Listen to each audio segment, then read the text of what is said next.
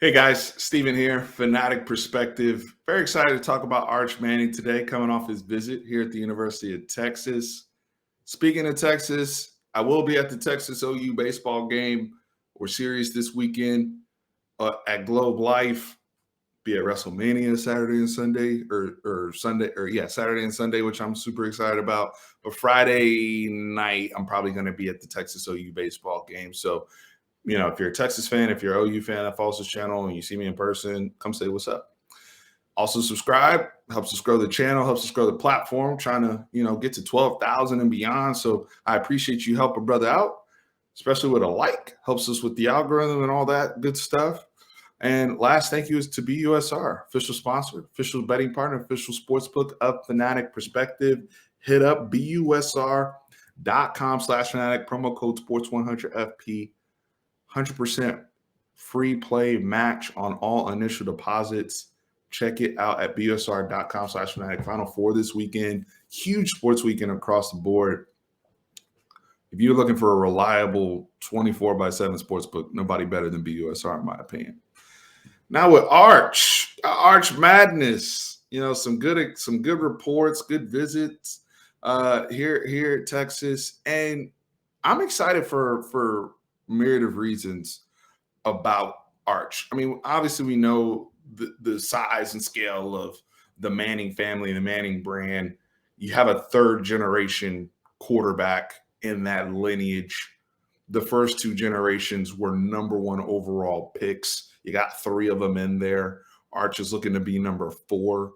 He's a one-of-one prospect in the 2023 class, up there with, going into his senior year, just as highly regarded as Quinn Ewers, who's currently here, the Trevor Lawrences of the world.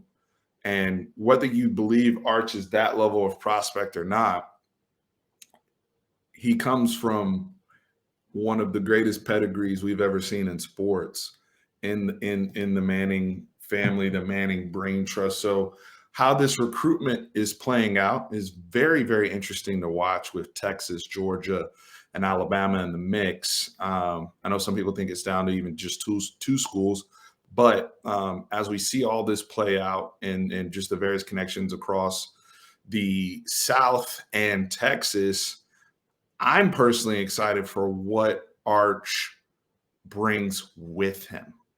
I think that's very, very key, because you look at some of the key targets in the 2023 class that are aligned with Arch Manning, that are intrigued and want to play with him, come from the great state of Texas. And that's no, slight or anything to anybody else anywhere. But, when you look at, Reuben Owens, Jonte Cook, and some of the other big names in the 2023 class that have expressed interest with playing with Arch, that's enticing. And I think there's a negative thing when people look back at 20 years ago, the last time Texas pursued a big legacy like this. When I say not legacy, but somebody who was, son or nephew or grandson of a Hall of Famer. Let's just be real, Chris Sims and Phil Sims. I think people look at that as a negative when Chris Sims came here because of the whole controversy with Major Applewhite. However, when you look at the NFL talent that came with Chris Sims and all the guys that wanted to play with him after he was National High School Player of the Year, I would say that formed the basis of Texas's national championship team, and ultimately was a huge success considering what the state of the program is present day. We have to be mindful of that. So pursuing an Arch Manning like this is also key, because we have a coach here, and this is the equalizer. When you're getting compared to two schools that just played in the national championship game, two schools that have dominated recruiting over the last decade in Georgia and Alabama, how is Texas in the mix? Steve Sarkisian, AJ Milwee, by the way, has done a remarkable job by all accounts. But Steve Sarkisian, the way he's developed quarterbacks recently, his recent credibility, quarterbacks getting drafted, NFL draft first-round picks, recent credibility with his scheme. I can't tell you the last time. There isn't a last time Steve Sarkisian, and I know it was 5-7, all that. It's the first time I've watched Texas football, and I'm like, wow, we have an awesome scheme. Like, I really love what we're doing. Schematic. We're not just beating people with athletes or beating people because our quarterback is just better than everybody else, and we can get by off of that. Like, we legit have a basis there where we can really, really be deadly, and not just excited for Quinn Ewers or Arch Manning, but the weapons that play in there.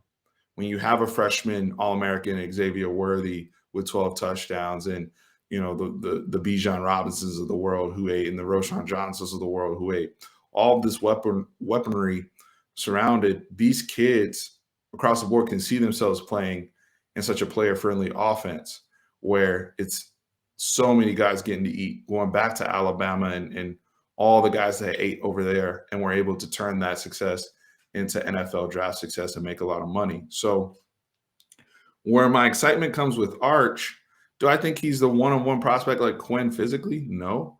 But I think he does have those high-end five-star tools you look for in a quarterback, and that excites me as well. I mean, I have him more so comped probably. I don't think the arm is quite there, nor is the size, but he is 6'4". I mean, they haven't listed at 6'4", 215. I see a lot of Trevor Lawrence with him. Even pocket, I think for me, it's pocket movement, some of the second level windows and throws he's able to make. Obviously, the quarterback training is legendary that Arch is receiving, how he's performed on the camp circuit, and just relationship with teammates and leading and commanding on offense. I see a lot of Trevor Lawrence traits in there from what we saw at Clemson. That is enticing, right? And that's exciting to look at as a Texas fan. Now, you compare against Georgia, who I think is really, a lot of folks, Georgia podcast, shout out to Surfer Boy, has been sending me stuff all over Instagram about Arch is a lot to go to, the reigning national champions. Congrats. But their track record for development, they're pitching Matthew Stafford right now for quarterback development, by the way. That's what they're pitching. So, I mean, when you look at the five-star talent that has come and gone from there under Kirby Smart, that's where Texas can get in under Steve Sarkisian, AJ Milwee, Kyle Flood, in comparison to Kirby Smart and Todd Monken. Now, if we're just going off of wins and losses and playing for the best team and playing for that, then yeah, we're not on that level of conversation right now. But that's not necessarily how Peyton Manning picked the school, and that definitely not how Eli Manning picked the school.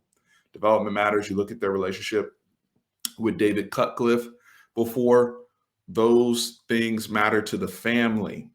It's not just even NIL evaluation. We know Archer's joined Twitter. I believe that will be a factor in terms of, taking advantage of the brand, building it. They are, the Mannings do operate as a business, as a conglomerate, and as they should. We live in a capitalistic society, so they're going to take advantage of that. But when you look at what he's going to be asked to do, it's also a projection. Yes, Texas is 5-7 right now, but with the shaky offensive line going in between quarterbacks, you really had one consistent receiver. Everybody else is banged up. Texas quarterbacks last year, 2,700 yards, 29 touchdowns, 10 interceptions. It's not terrible. 63% completion percentage. That's actually pretty good, all things considered. That's the scheme. That's what Steve Sarkisian brought in year one, and that's with them being 5-7. That's them having games where guys were throwing for 5 touchdowns and stuff, and they left a lot of meat on the bone. So that appealed to Quinn Ewers. It's definitely appealing right now to Arch Manning, as well as the track record that Steve Sarkisian and those folks brought from Alabama. So those things are just really, really important to point out, and it personally excites me as a fan. Going into the SEC, I think it's a big thing too for Texas. Quinn Ewers is going to have to be that bridge for us if everything breaks out the way it should. Even a guy like Malik Murphy, he continues to develop. There's not going to be the same amount of pressure, I believe, on Arch as there is on Quinn right now to really seize everything and be a savior, quote unquote. I think with Arch, the family's looking at the position that he'll be in, be able to sit for a little bit, and comfort. The relationship with AJ matters. The relationship with the University of Texas, going to school somewhere, that's why Peyton and Eli developed into number one overall picks. They love their schools, they love their programs, they love where they were. And they didn't even win at the highest level in college, but they were excellent college quarterbacks because of that level of comfort. So when we're hearing the reports of him, Austin feeling like a second home, this is somewhere where I can see myself getting a degree from. Those are the things you want to hear, because when the player is comfortable, they'll develop the way that they're supposed to. And if anybody has the blueprint to do that, it's the Manning family. So everybody and their mom is after Arch and his services. But I think with Steve's recent track record, and honestly, as a Texas fan, I can't wait to see what he does with Quinn. I can't wait to see what he does with Malik. I can't wait to see what he does if we're able to secure Arch. Fingers crossed, because we're in a battle right now with these other programs for his services.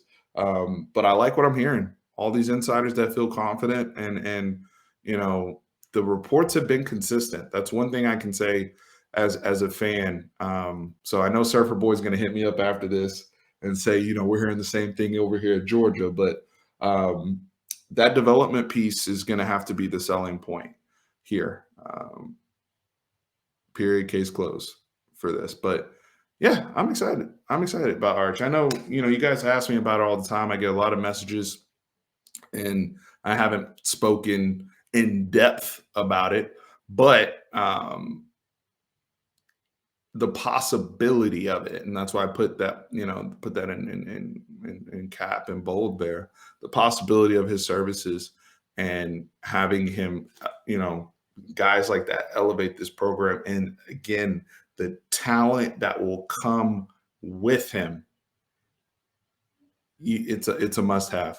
And honestly, it'll say a lot about the coaching tenure and era of Steve Sarkisian, who I've grown.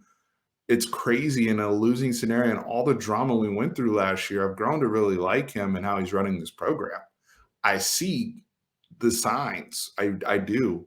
I'm not saying they're going to be gangbusters in 2022. That's not what I'm saying, but I see the signs of growth, and I see the signs of actually putting together, solid skeleton of a real freaking program. So when we head into the SEC, whenever OU is able to get their money together, we know where they're doing car washes and GoFundMe's just to get all the capital up to make the move with us.